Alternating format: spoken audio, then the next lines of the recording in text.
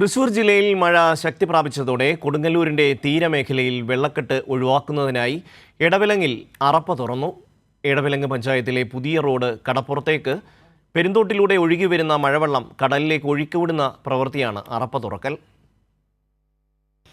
കൊടുങ്ങല്ലൂരിന്റെ പടിഞ്ഞാറ് ഭാഗത്തുള്ള എറിയാട് എടവിലങ്ങ് പഞ്ചായത്തുകൾ സംയുക്തമായാണ് അറപ്പ തുറന്നത്.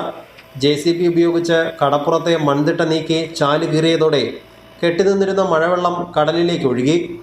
അറപ്പത്തോട് തുറന്നതോടെ തീരമേഖലയിലെ മഴക്കാലത്തുള്ള വെള്ളക്കെട്ടിന് ഒരു പരിധിവരെ ശമനമാകും. മുൻകാലങ്ങളിൽ ജൂൺ മാസത്തിൽ കാലവർഷം ശക്തമാകുമ്പോഴാണ് അറപ്പ തുറക്കാറുണ്ടായിരുന്നത്. ആദ്യമൊക്കെ നാട്ടുകാർ ചേർന്നാണ് അറപ്പ തുറന്നിരുന്നത്.